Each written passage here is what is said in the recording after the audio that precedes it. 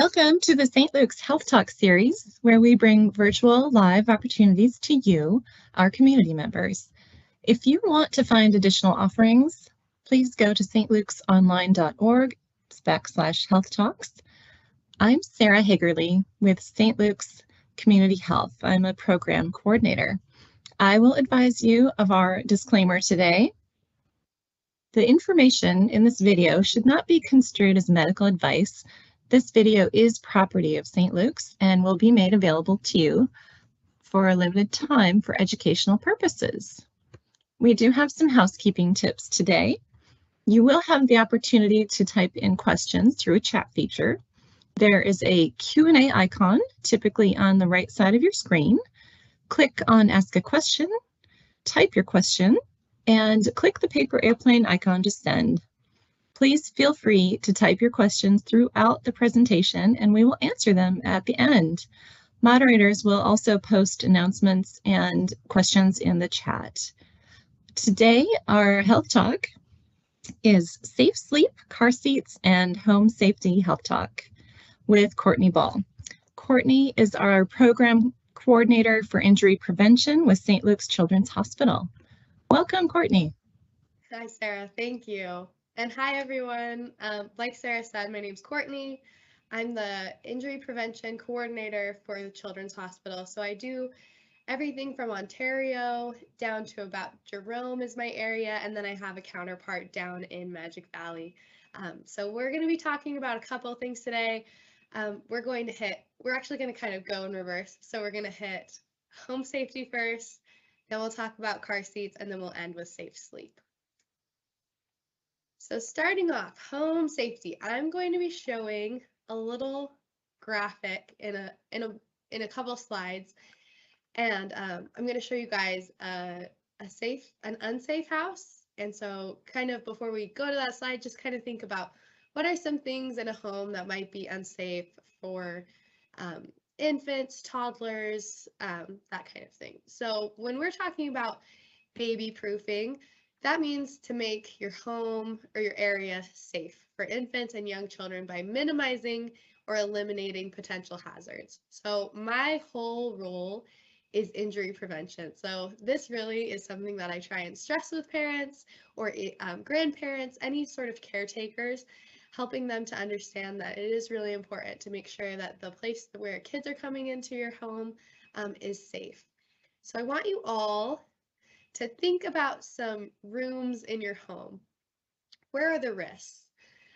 When we teach a class called Baby Be Safe, and we have parents kind of crawl around their house, see what is at their eye level when they're down, and kind of see what are those things that might be able to be a risk. So a lot of the times, those things might be outlets, right? Kids love to like play with them, stick their fingers, try and mess around with them. It might be sharp corners on tables or chairs, and then a lot of other different things, but just wanting to crawl around your house, see what's there. And then also thinking about what's around your house. Do you live by a canal? Do you live in a neighborhood where there might be like water? I know out in Eagle, we have a couple of homes, neighborhoods where they have ponds that are open. So just thinking about what are those things that are around where I live, where if kids were in my home, that I would need to make sure that they were protected from those. So this is a app. It's called Make Safe Happen. It's by Nationwide, which is just an insurance company, but it's an app that I would love for you guys all to download. And it just goes over room by room for some of the possible injuries that might happen because of things in your home. So it'll be like in the kitchen, we should look out for this. In the living room, we should look out for this. So that's a great app if you're like, I don't really know what I need to look out for. Download that, it's really helpful. Okay, so this is the unsafe home that I was going to tell you guys about. So just looking at this, since there is a little bit of a lag, I probably won't ask for participation, but I just want you guys all to look at each room and I'll kind of go over them and tell you some things that are unsafe, some things that I see a lot as an injury prevention coordinator, just in our hospitals, what kind of injuries we're seeing as well. So let's start right here in the kitchen. So the first thing that we kind of might see is that mom or caretaker is holding baby while they're cooking, right? That's a big no-no. We don't want to be holding our babies, any kids, while we're cooking, or we at least want to try not to, because if we're cooking, things can splatter, it's really hot, we don't want them to get on them. The other thing is she is cooking on that front burner. We want to make sure that when we have younger kids who might not really understand yet, like things are hot and they might be exploring, touching things, that we cook on the back burners whenever possible. That way, we don't have kids coming around touching pot pans like the handles, and knocking them down. And then if you guys look under the sink, it might be a little blurry, harder to see, but those are cleaning supplies. So we always want to make sure that we keep, if things are going to be in the reach of kids, we want to put locks on our cabinets. But our whole thing at St. Luke's Children's is we want to store everything that's harmful up and away from our kids. So one of those top cabinets where they can't get to them, making sure that they're just away from our little kiddos. And then this one is a little, it might not be as apparent, but on the fridge, we love when families have like safety numbers, um, someone that their kids can call if there's an emergency, so 911, if you have a grandparent or aunt and uncle close by who they could call, a neighbor that you trust, just those safety numbers. And then the other thing that we really would love for every family to have is a fire escape plan, or an emergency um, spot where you can meet if there is an emergency in your home. Um, I'm on a review task called the Governor's Child Fatality Review Board, and we look at children's deaths in Idaho over the year. And unfortunately, there are deaths that occur in Idaho where kids during a fire, um, they're scared, right? It's scary when there's a fire in your home. And instead of going towards the firemen and hearing their voice and coming out, they'll often hide. So that's why we want to really emphasize with kids, like if you ever hear firemen, if there's a fire, someone saying, hey, come here, go to that voice, okay? Don't hide. We want to make sure that we get out of the house because it's the safest thing. So the way that you as parents can make sure that that happens is by just talking about fire safety, talking about a plan. Okay, and then as we move into that next room, we've got stairs. So if we've got little kids at home, we want to have a baby gate at the top and the bottom of stairs. Actually, we don't want just one. We don't want kiddos going upstairs when we don't see them and then falling down, and we also don't want them falling down the stairs. And then as we move into the living room, we've got that big flat screen TV.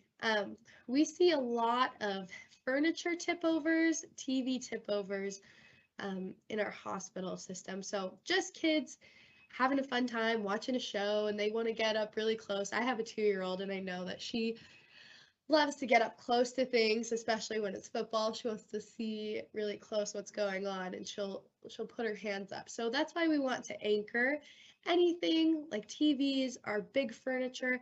We want to anchor them to the wall. Anchors are really cheap. You can get them on Amazon for about $6, and they just connect to your wall and then to the television or the furniture, so that if they ever were to fall, they wouldn't fall onto the kiddo. They would be suspended and they would stop. And if it's possible, you can also mount your TV to the wall. That's another great option. And you can also just get furniture that's not as top heavy. It's a little bit shorter, so it's not as easily able to fall over. And then if you guys take a look at the blinds, we've got a really long cord hanging down. So anything that's like long strings, cords, kids love to play with them. They love to wrap around their like arms in them. And unfortunately, we do see kids who come in with like strangulation marks because they're just playing in cords and wrapping around. So we want to make sure that all cords, any like strings that we have in our house, we keep those up and away from our kiddos as well. And then in the bathroom, we've got a little boy. He's playing in the water in the bathtub by himself, and where there's no adult with him, right? So kids can drown in less than 2 inches of water. So that's really, really minimal. So that's why whenever kids are in water, around water, parents and caregivers, adults, we need to have an eye on them. That also means not looking at our cell phones while our kids are in the bathtub. You might think, hey, it's no big deal, I'm right there, I can hear them, but often drowning is silent. So even though we might be close, if we're not paying attention, we're zoned out, we're looking at our phones, um, an accident can happen. So that's why anytime our kids are in water, we've got eyes on them. And then as we move over, there's nothing really in that room with the bed. Looks pretty good. When I teach this class, a lot of parents are like, "Oh, the plant," and that actually is a really good something to look at. Sometimes people who are really into plants bring different plants into their homes, and sometimes those plants might not be the most safe. There are poisonous plants, so before you bring a plant into your house, making sure that, hey, is this going to be okay if for some reason my kid eats it? Because I think we all know that kids like to get into things, kids like to put stuff in their mouth, so making sure that it's just safe and not toxic. And then as we move into the little baby's room, we've got a crib and we've got a lot of stuff in the crib. I will be talking more about safe sleep as we move on, but we want to make sure there's nothing in the crib for our baby. So no animals, no blankets, no pillows, no bumper pads, and nothing like that. And then we've also got our crib up against the window, right? And so this room, it looks like it's not very big, so maybe that's the only place for the crib. So if that's the case, we want to make sure that we have window locks on our windows. But if possible, we'd love to try and rearrange the room so that the crib is not directly next to the window, so there's no easy access for kiddos to push on the screen and fall out. At St. Luke's this year, we've had so many kids fall out of their windows. They're playing in their bunk beds a lot of times, it's the case. They're playing with their siblings or they're watching something on their iPad and they're just leaning against the window and it's just the screen up and then kids fall out. So we've had lots of kids this spring especially fall out of 2-3-story windows. And so we want to advocate for, hey, always put window locks on your windows. It's the safest thing for your kiddos. And just, if at all possible, moving furniture away from them is great too. If you are going to open your windows, because a lot of people are like, oh, I need to open the windows, like let a breeze in. Rule of thumb is no more than 6 inches, and that's where you can have that window lock so that no one's in danger of falling out. And then this is one that not a lot of people see, but we do have a bike that's on the side of our house, and we'd love for all of our kids to wear helmets, right? So we'd love to have a bike helmet on there so that we know that our kids are riding safely. Preventing traumatic brain injury is another really big focus of ours in injury prevention. So just making sure that our kids are riding safely at all times. All right, so let's look at now the safe home. So we've got mom, she's cooking on the back burner. Our little kid is in their high chair, which is great. Making sure that they're buckled in too, that's another thing. We do see a lot of people who are like, oh, I put them in their high chair, but I didn't strap them in, and then our kids fall out when we're turned around. They might stand up. I know my daughter, she loves to stand up in her high chair when she's all done, and I'm like, oh, we gotta sit down. So just making sure that we're strapping our kids in, and then they've got the fire escape plan and those safety numbers and on the fridge, and we've got a lock on our cabinets. Then as we move in stairs, we've got baby gates on both the top and bottom. We've mounted the TV in the living room. We've gotten a smaller little furniture console, and then we've also added a little blind cord wrap to our blinds. There's someone taking care of our kiddo in the bathtub, and then we've cleaned out the crib so that there's nothing in it, and we've got a little window locks. In this picture, it's bars, which is great. That works as well. And then a helmet. And then there's one more thing that I didn't really talk about, but it's fire alarms.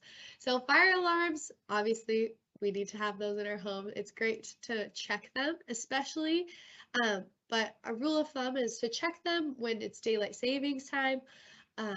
So when we're falling forward or falling backwards or springing forwards, it's another great reminder like, hey, I should check my fire alarm system right now and make sure that everything is good to go. Their batteries are working, and same thing goes for carbon monoxide monitors as well. All right. Awesome. So we're going to move on to this little game.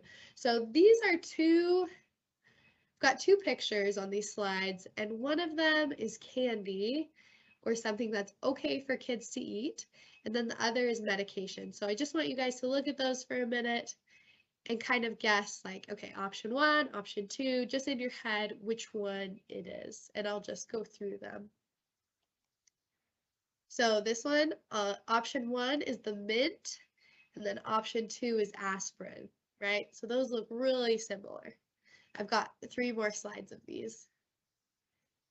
Okay, so one of these is a multivitamin, and one of them are just gummy bears, which I think are delicious. So guess which one of those you think.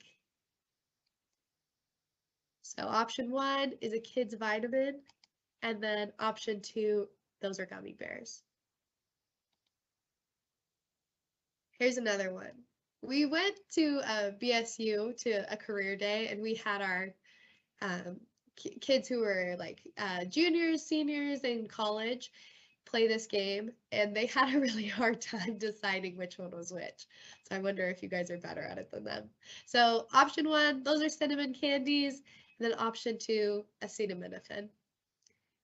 And then our last one, this one might be a little bit easier, but one of these, again, is okay to eat. One of them is not okay for little kids to eat. So option 1, that's gas relief. And then option 2, Tic Tacs. So definitely don't want our kids getting into those sorts of things and taking too many of those, right?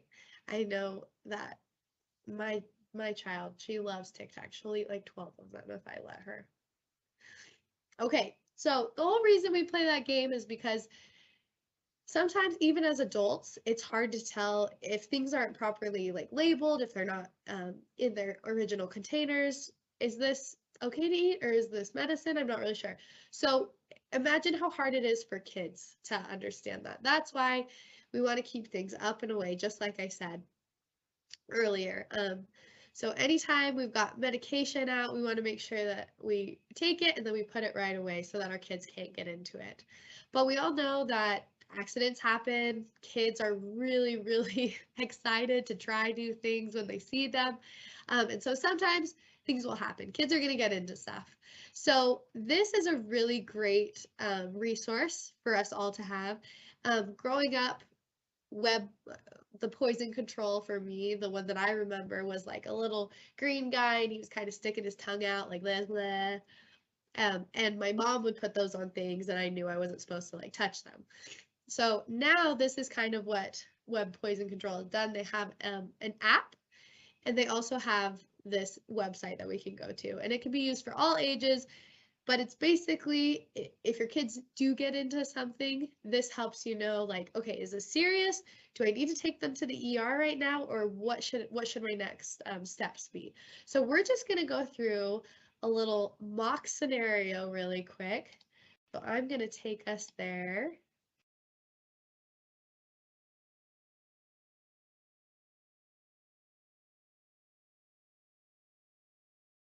Oh, there we go. Okay. So we've got, this is what the website looks like when you bring it up. And so we're going to go run through a scenario and see what would happen. So let's say someone else was exposed. We've got, it says, what is the person's age and sex? So just for our purposes, let's say this is a 6-month-old and it's a little boy.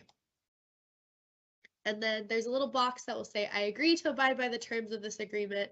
And then we're also going to click this other box that says, I'm just trying the tool. This is not a real case. If you don't click that box, Poison Control will contact you just to make sure everything's okay. But since we are just using it as a tool, we're going to click that box.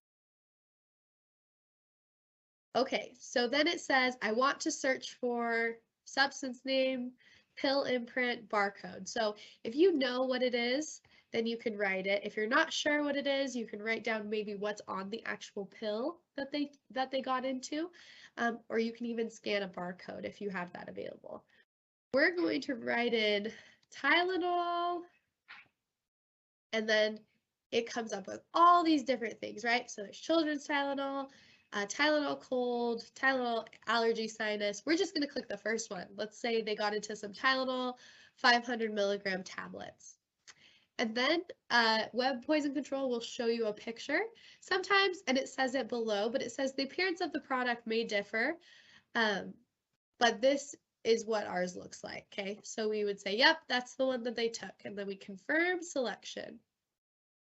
And then it was by the mouth, they took it, and then again, since this is just a test that we're doing, we're going to opt out of our email address, and we'll put in our zip code, 83702, and then it asks, does the child have heart, kidney, or liver disease or another serious illness?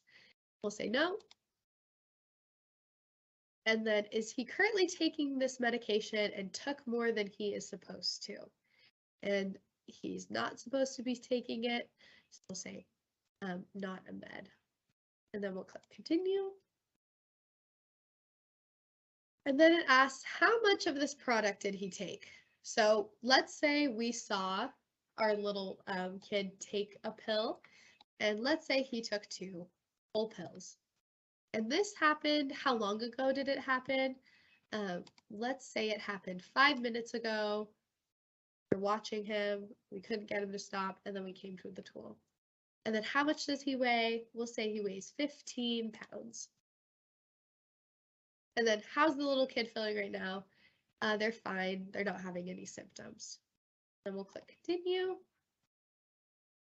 And then it will come up with a recommendation, okay? So it says, based on the information you provided, it is unlikely that significant toxicity will develop. You do not need to go to the emergency room. So as the parent, that's kind of like, okay, I feel okay not going to the emergency room because I went through this tool and this is what they told me to do. And then it tells you, what should you do now?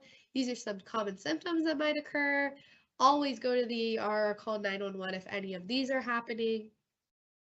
And then what happens next? So it says, if you provided an email address above, we'll send you a follow-up email in 2 hours, at 1 day, and at 3 days after the exposure. And you can check on the status of your case by clicking a follow-up on an existing case. So that's the Web Poison Control app. It's just a really great tool, or web browser. You can also use it there to just make sure that if anything ever happens, you can just refer to this. One of my friends, her daughter got into something kind of yucky. So she was at home, she's cleaning the toilets, and her daughter was in the other room, was playing, and she's like about 2. And she was cleaning the toilets with her little toilet brush, and then she hears from behind her daughter going, and she turns around, and her daughter has, toilet brushes, how they have like the little bowl that they sit in. Her little girl had drank that, and she was drinking it, and that's why she was going, So obviously, my friend freaked out. She didn't know about this tool, so she just called Poison Control, and the lady on the other line was very nice, and she's like, oh, it's okay, this is what you'll do, just watch her, and she's probably fine, but don't worry, that happens all the time. So anyway, I tell that story because kids get into very strange things. Sometimes this tool, right, you can't say like they got into like toilet bowl cleaner that was like diluted, right? That might be a little bit harder, so you can just call them as well, and their phone number is right here. But just know it's totally normal for kids to get into things, and this is just a great tool to use. So let's go back with this.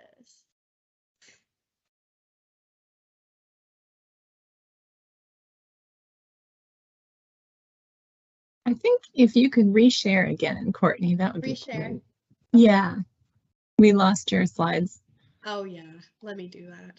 Thank you.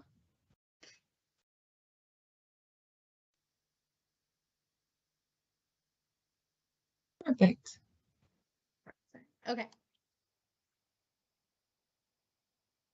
Awesome. So we're going to watch a quick video on button batteries, and then we'll talk about it a little bit more. At St. Luke's Children's Hospital, we're dedicated to keeping children safe and healthy. Did you know that coin-sized button batteries are a choking hazard and when swallowed can cause serious injuries that require emergency treatment? Tissue damage and serious burns can occur within 2 hours, especially if lodged in the esophagus. The injury can become fatal within 6 hours. If you see warning signs such as coughing and trouble swallowing, or suspect a child has swallowed a button battery with or without symptoms, seek medical attention immediately. Don't attempt to remove the battery or have the child eat, drink, or throw up. If saliva interacts with the battery, it can become more reactive. Prevention is key. Check toys to make sure batteries are secure. And be aware of other items that can contain button batteries, including singing birthday cards, tea light candles, watches, remote controls, and digital thermometers. Always store these up and away from a child's reach.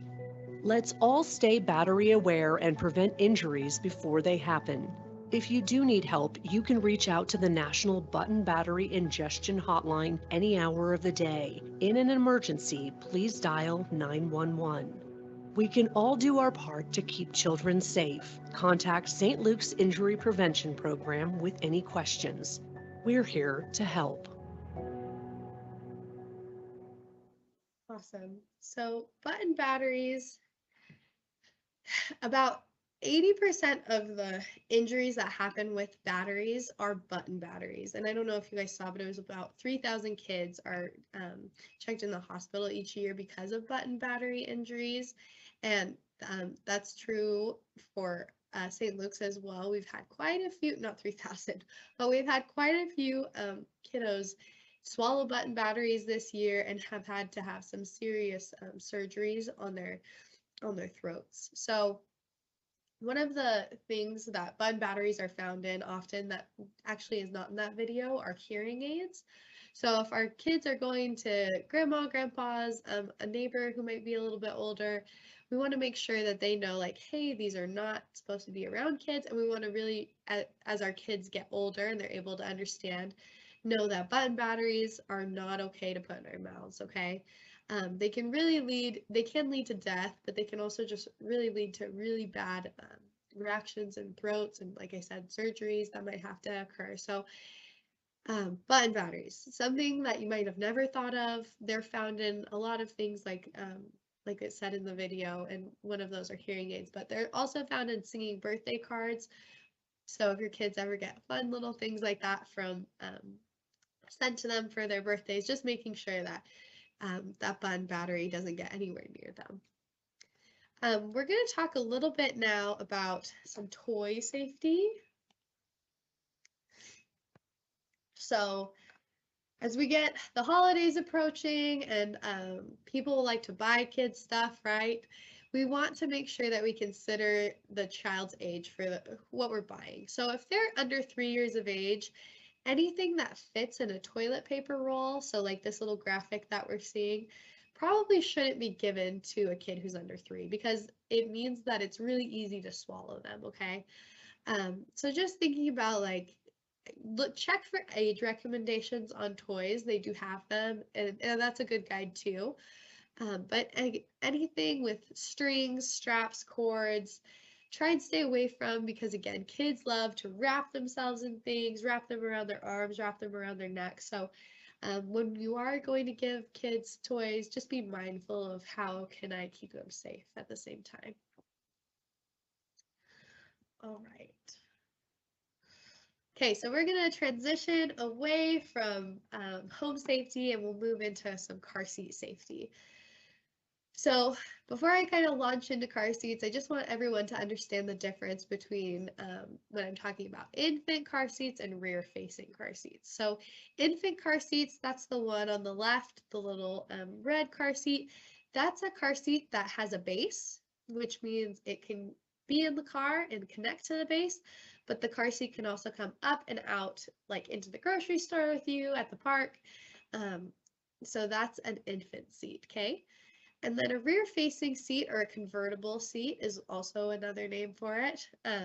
stays in the car, okay? It doesn't have a base. The base is attached to the actual car seat and it stays in the car. It doesn't come out.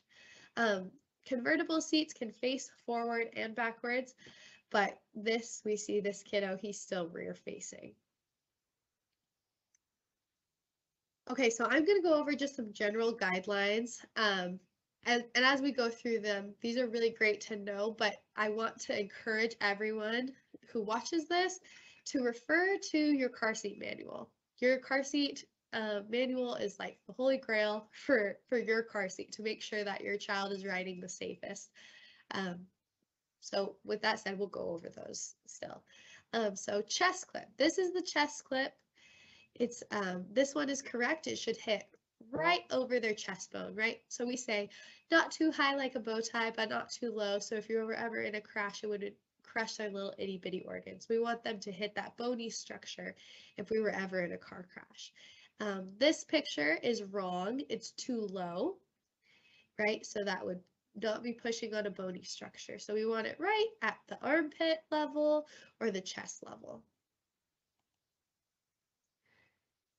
And then harness straps. So harness straps, when our kids are rear facing, so this is an infant, so they're rear facing, it should come out, the strap should come out at or below their shoulders. So it would sit like a backpack strap would sit or like a bra strap would sit, okay?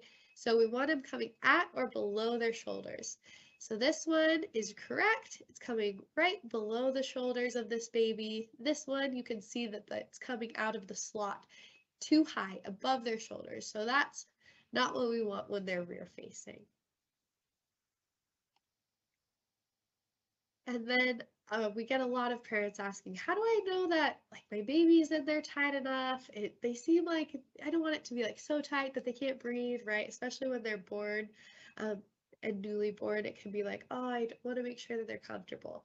So we call it the pinch test, okay? So as you can see in the picture that has right underneath it, we've got someone who's using their fingers to pinch. And if you can pinch webbing, like on the wrong side, see how she's pinching with between her thumb and forefinger, that means it's too loose, okay? So you're going to check that webbing, the pinch test, you're going to check it right at their shoulders and then right over their little legs.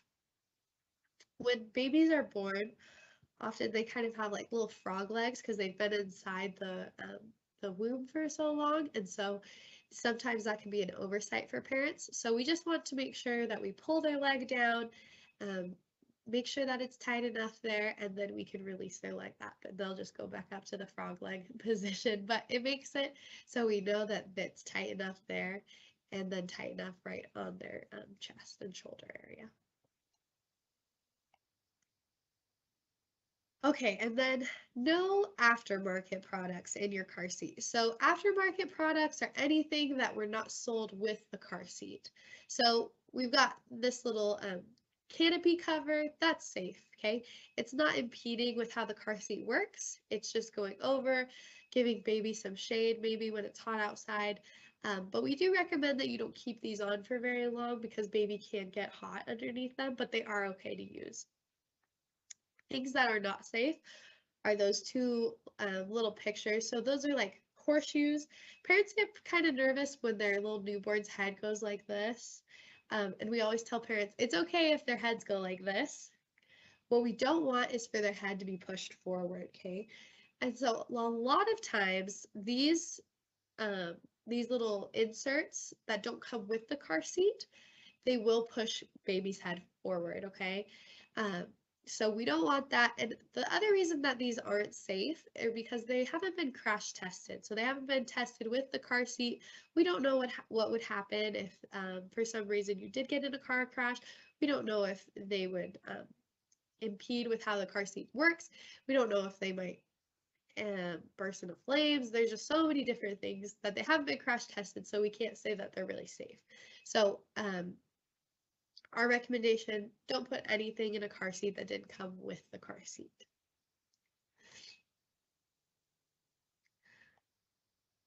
And then installing with your seatbelt. So you can see that this car seat in this picture has been installed with a seatbelt or with latch, which is just a lower anchor system.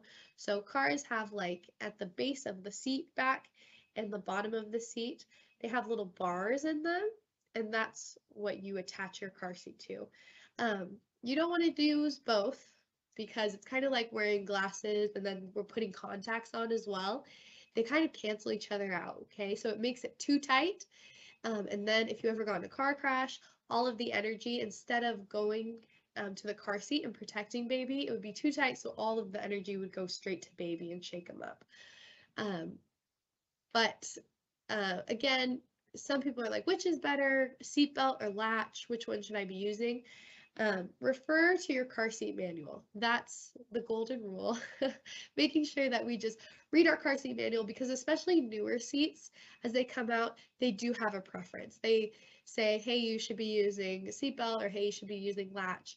And just knowing, especially because with latch, kids do max out with weight on that. So just making sure that that's always in your mind. Like, hey, after a certain point, I can't use latch anymore because my child's going to be too big for it. So again, refer to your car seat manual, but don't use both.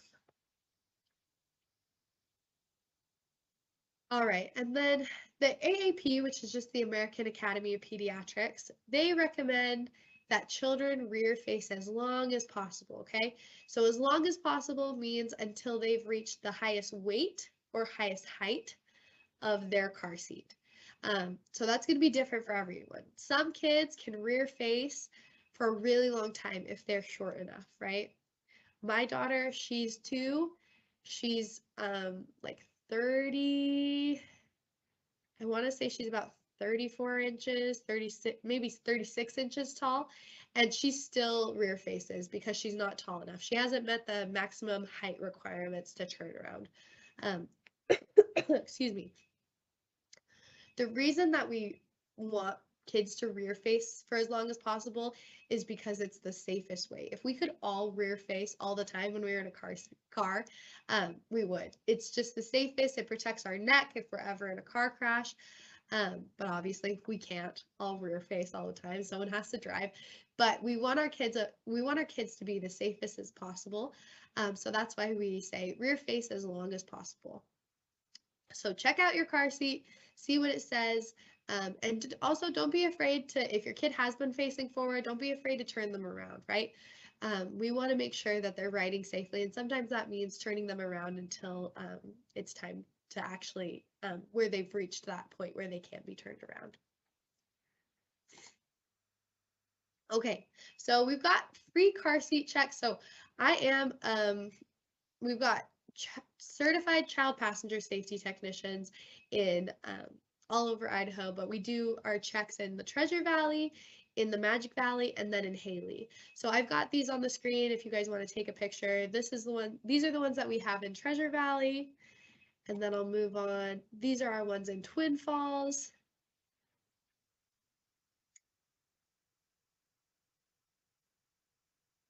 And then I'll go on, and these are our ones in Wood River. So Wood River, Haley area. But we've got awesome certified car seat technicians who can look at your seat, really walk you through what you need, what you might be struggling with, like whether it's I can't get this tight enough, or I don't know if my kid's sitting safely. You can always come to one of our checks. You can always give us a call as well. So if you guys ever have any questions, and I'll put my information at the end as well, but please feel free to reach out. We want kids to be riding safely.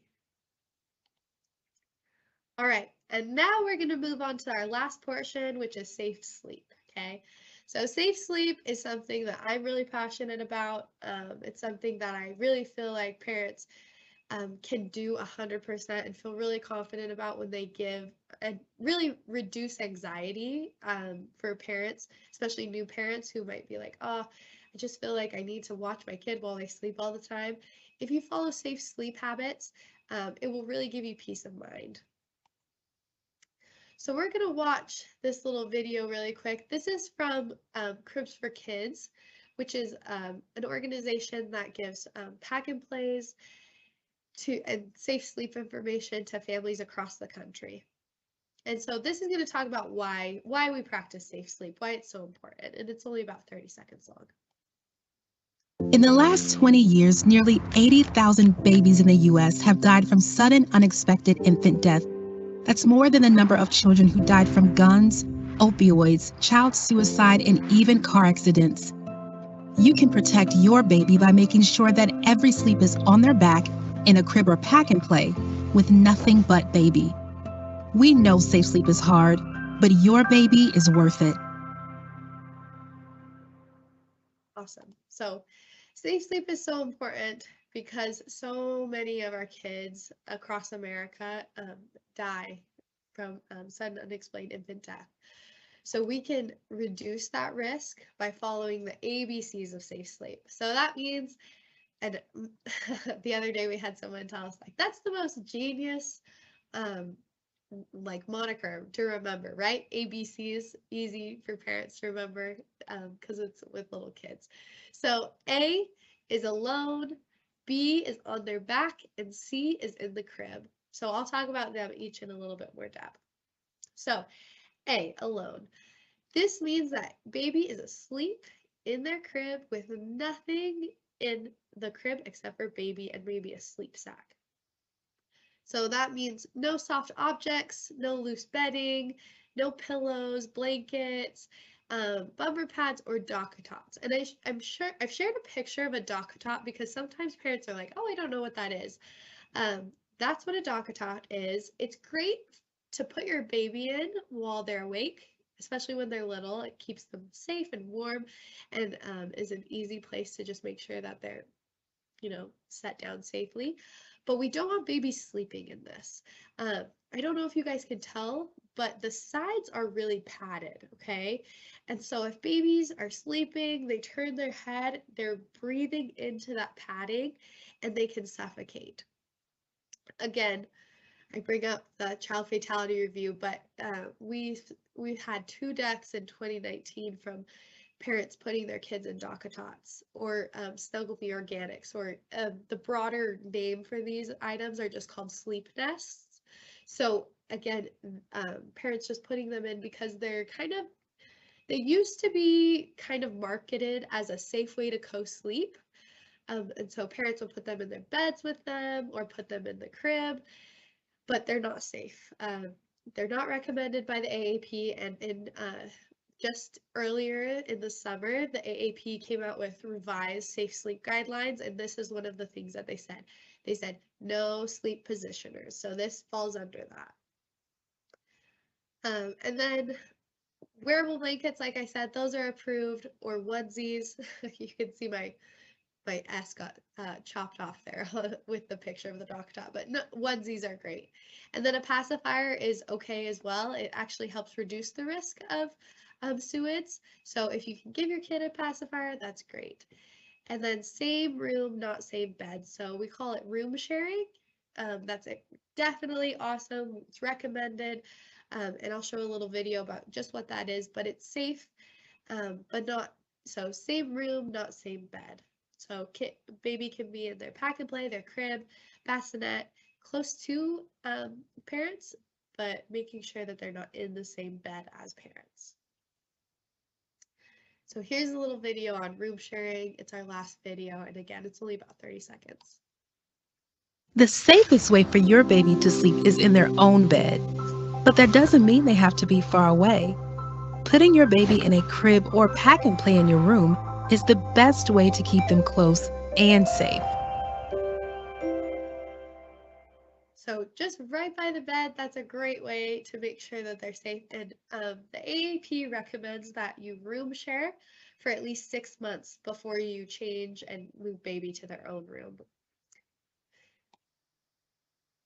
All right, and then back. So baby is placed on their back to sleep every time. A lot of parents will ask me, what about they're starting to roll over? And I'm nervous about them rolling onto their belly while they're sleeping. If they can roll both ways, then you don't need to be worried about them. If they can roll over by themselves, then they're okay to roll over onto their belly to sleep. But, excuse me, until they are a year old, we want to make sure that we're putting them on their back to sleep every time for every sleep.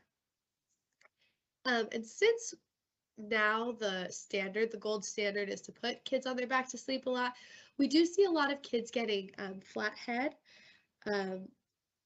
just because often they're on their backs for all of their sleeping. So that's why pediatricians really recommend tummy time. So tummy time is any time that you can get babies on their bellies, right? You can also, I've got a little baby over here. Let me show you guys. Anytime baby is even like we're holding them up and they're supporting their own head, that can count as tummy time. You can also put them against like your knee, like this, and they're supporting their own head, you can count that as tummy time. Basically, it's just any time that they're able to get their head up and not have it laying down, not having you support them. So as much tummy time as you can do. By about 7 weeks, we want parents to be able to have their baby doing about 15 to 30 minutes of tummy time during the whole day. So that's what's recommended. And then crib for C. So it doesn't need to be a crib, right? It could be a pack and play, it could be a bassinet, but we want a firm sleep surface, okay? So that's a crib, bassinet, pack and play. That does not mean a car seat. That does not mean a couch or a bed, a swing, or any other sitting device. Again, we have parents who are like, oh, well, they fall asleep in the car seat in the car. Is that okay? Yes, that is definitely okay, because car seats, I don't know if you guys remember, but I was saying, especially infant car seats, they have a base and they're at the right angle that allows for the airway to be open so that if baby sleep, they'll be okay. But if baby falls asleep and then we're like, oh, I'm just going to take them out of the car seat and set them on the ground, that's when the angle changes, okay? So that's when we have kids who die because they can't get air into their airway because they're slouched down in their car seat like that. Same thing with couches. A lot of times parents are like, oh, our couch is firm enough. Nope, it's not. Again, we see a lot of child deaths happening in Idaho because parents put them on the couch right beside them. They're like, oh, it's fine. They're just going to sleep right there. They're playing video games, and then their baby passes away. So anytime your child falls asleep, the best practice, put them in their pack and play, put them in their crib, put them in their bassinet. Make sure that they're safe. It will give you peace of mind. It will make you feel a ton better, and just knowing that they're the safest possible. Same thing with swings. If your baby falls asleep in like a little swing, like a mamaroo, something like that, just move them to a safe space, okay? And then you guys can see this little graphic. This is just a perfect example of a safe sleep space. So nothing else is in the crib, baby's on their back. They're in a really cute little onesie. They're not going to overheat. There's no smoking around baby. They're sleeping in a crib without bumper pads, and they have a tight fitting firm mattress or sheet. Excuse me. So that's what we want all babies to look like when they sleep. We do offer a sleep donation program. So this is my information. Basically, we give pack and plays to families who don't have a safe sleep space. They might be worried when they deliver, like, oh, I don't have somewhere for them to sleep at night. I'm going to have to co-sleep. You don't have to co-sleep. You can contact myself and our injury prevention team, our program specialist, Lacey Williams. She is also a contact that you guys can use. And she's awesome, and we can hook you up with a pack and play and make sure that your baby is sleeping super safe. Our pack and plays also come with a bassinet insert, so it just means that their babies are a little bit higher up, so it's just easy to feed them at night. You're able to just grab them really easily if they're right next to your bed. And that is all I've got for you guys today. Well, thank you. Yeah, Sarah. Yes, thank you, Courtney. That was really fascinating. A lot of good information for, I think, everyone, because at some point we all know a toddler or a baby. There was one question. Let me find it. Someone was trying to use the poison control application on an iPhone through the app, and they mentioned they can't see an option to run as a test. Do you know if there's any options on the application, the phone app?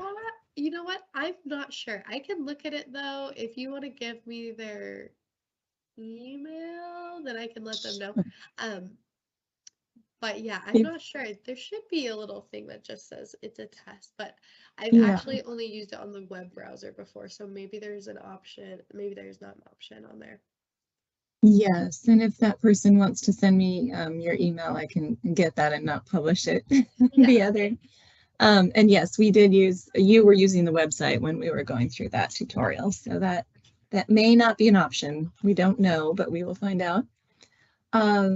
That was it. I certainly appreciate the pictures of the gummies and the medications versus candy. It's really impossible to know.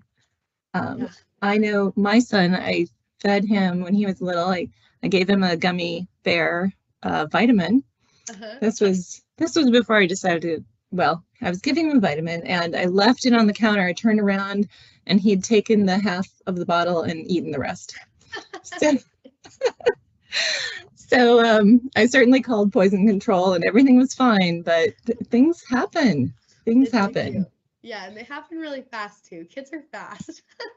They certainly are. And we do have, I don't see any other questions. Awesome.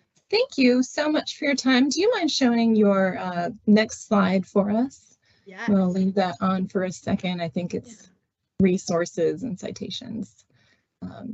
Really appreciate your time and your expertise. And I know Courtney's willing to have anyone reach out and ask questions. For sure. Thanks so much, Sarah. And thanks to everyone who listened. I really appreciate it. Yes, thank you attendees for registering and participating. We really appreciate it. We have more health talks. Oh, good. We have another question. At what age can a baby have a blanket or a stuffed animal when sleeping, Courtney?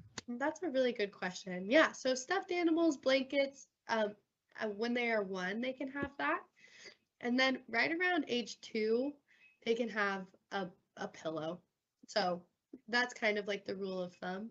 But yeah, a stuffed animal blanket, as soon as they turn 1, they're approved. Okay. Yeah. Awesome. Well, thank you so much, and everyone have a great day. Thanks, Sarah.